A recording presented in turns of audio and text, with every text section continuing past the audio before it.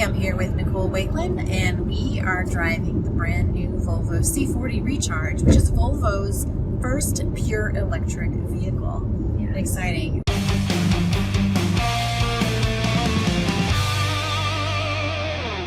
We are on the Highway 10, which goes all the way across America, but we are in Palm Springs, California, testing out, which is a good place to test an EV. Yeah.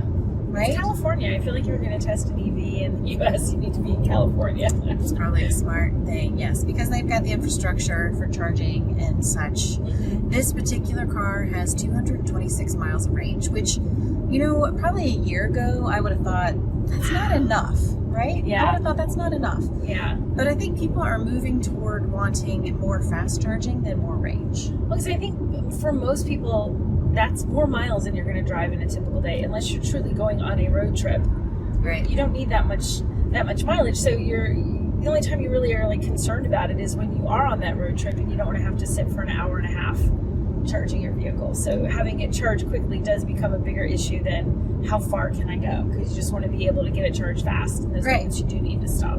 Yeah. And if you're driving it around town and then you go home, you'll be able to charge it at home. Right. Yeah, you can just use your own level 2 charger and you can charge it, and it's no big deal. And, you know, grab a little bit of juice if you need to while you're out and about, but you probably don't even really need to. Yeah, speaking of grabbing a little bit of juice. Yes. Now, Volvo has a new partnership with Starbucks. It's a pilot program. Yeah. Starbucks. And they've installed chargers approximately every 100 miles between Seattle and Denver. Yes. To give more awareness to their EVs and provide people a way to get from point to point without having to worry. Now, I don't know how fast those are going to charge up. They're fast chargers. But see, I'd be okay with spending some time there, because I could drink a probably indeterminate amount of Starbucks coffee and be really, really happy. So they can take all the time they want. Starbucks sitting to in Starbucks. Yep. But what's smart about that is that it's a safe place and people like to hang out.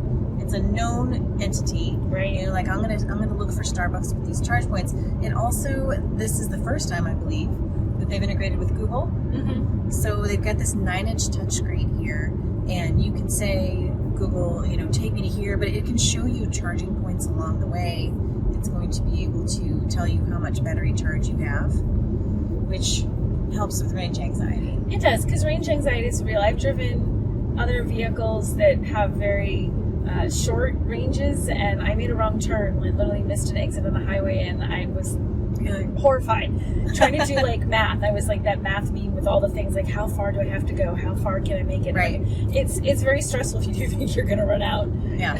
Yes. Don't turn off the air conditioning. Yeah, Don't turn off the air all conditioning. the Just battery sweat. power. I just need to get to a charger. What I like about, and we've talked a little bit about this earlier, what I like about this Volvo C40 Recharge is that the interior is Volvo good, right? Volvo good. It's yes. Volvo good. It's beautiful. It's got this, I don't know if you can see, they gave up leather, and so it's got these synthetic materials. This is really nice. And that's the thing. This is the material. first Volvo that has a completely leather-free interior. It's not vegan, I don't think, technically, and I'm not sure what, you know, is the dividing line there, but it is the first completely leather-free interior. And the material that they do have, the synthetic materials, don't feel like this cheesy vinyl plastic stuff. No. They actually feel really nice. They're nice materials, so I don't think you sit down and think, oh man, this would be better if I had a leather interior. I don't really think that comes to mind at all. No, and you would expect Volvo cars to be nice inside. Yes. But it's definitely got the luxury feel that you come to expect from the brand. The only thing that's missing, I think, is that crystal orifice gear shifter. Yes, which there's they no have in the orifice. XC60. Yes, those are so fancy. Although I always I know they're durable. They wouldn't put them on a gear shift. They're very durable. But I have this sense of, you know, oh God, be careful. There's this really expensive crystal thing I'm supposed to grab. It makes me nervous. Yeah, so this doesn't have that. But it has, here in the dash, it's got a topographical map, textured, and the shapes of everything is well thought out. Yeah. I feel like they've really come up with something that feels luxurious and elegant. It does. Volvo does, you know, there's a lot of different ways that you can do luxury in a car. You know, a Mercedes doesn't look like a Cadillac, doesn't look like a Volvo, and they're all luxury vehicles that take very different approaches inside. And inside of a Volvo, it's luxury that sort of doesn't need to impress you. It's not trying to be flashy. We don't need to put anything flashy. We don't need to be over the top. We don't need to make this like a Liberace mobile. It's just this nice, elegant, refined sense of luxury that I really like. I think it's nice. works. I like it too. It's nice. It's not going to appeal to people who want a sportier type of feel. Like this is more of a mom mobile, right? Or a young professional mobile. And it's like we're on the highway right now. This is just a great highway cruiser. You just want to cruise along the highway. You know, commuter car. This is fantastic if you just have long highway stretches. If you're looking for really aggressive, like you want all the performance, there's other brands that do that. You know, you got a Mustang Mach-E that has levels of trims, and that's the other thing, there's only one trim of this, so you don't have this flexibility to pick and choose your long range, short range, all-wheel drive or not. You know, you get what you get and don't get upset. You don't get upset. It's pretty good. It's pretty good, and it includes all of that in there. It's one trim. The only option is metallic paint, and it starts at $58,750, I believe. I think that sounds about right. Yeah, that's just under $60,000. Yeah. But then it's eligible for the full $7,500 tax credit. Now, going forward in the future, I don't know how much, how long that's going to go on, but I don't see it stopping anytime soon. The going wisdom is it's going to be around for a little bit, but you never know. You could just you never know. But you never know. So let's talk a little bit about the technology in here, because the 9-inch screen, I think, is well placed and well sized. In 2 miles, take exit 114 toward Whitewater. Yeah. It's here talking to us. I know, it's telling us we're going, you have an exit coming up in 1.9 miles. Yeah, it's a good size. You know, I guess there's a happy medium. Do you really need to have the equivalent of a big screen TV stuck on your dashboard? You don't necessarily. This is large enough to make it easy to use. You can, glancing at the nav here, super easy to see the nav, very responsive screen, but it's not something that turns your dashboard just into this giant screen.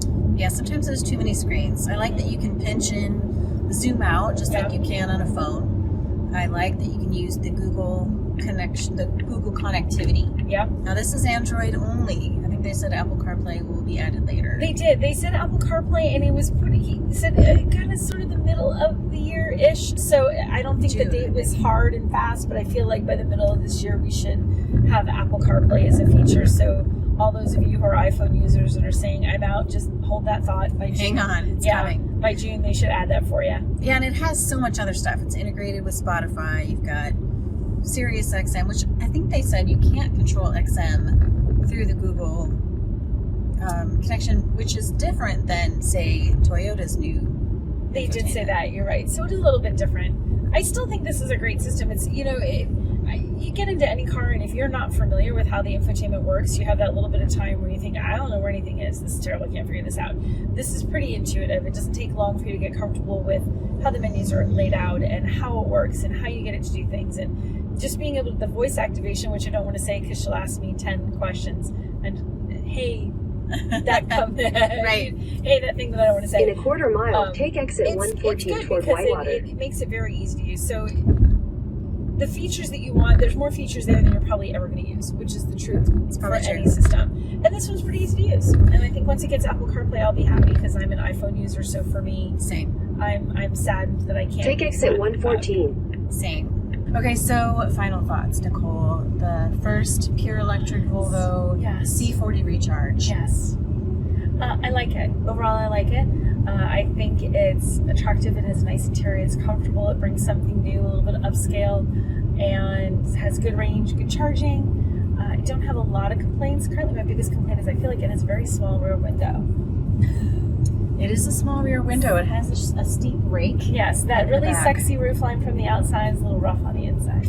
It is a little bit. I do like that they've got the side mirrors kind of on a stalk versus molded into the body, and that's going to help with some of the noise. Yep. Do you feel like you're hearing road noise now? Some places I hear road noise when the pavement was very, very rough. We had a stretch where it was very, very rough pavement, and you could feel it. But this is a bit smoother, and it's smoother. It sounds less noisy. Very easy to handle. I mean, it handles beautifully. It's a really nice car to drive. It does. So if you're up for an all-electric sedan with Volvo safety, good quality, I think you're going to like this one for a little bit less than $60,000. Yep. Talk to you soon.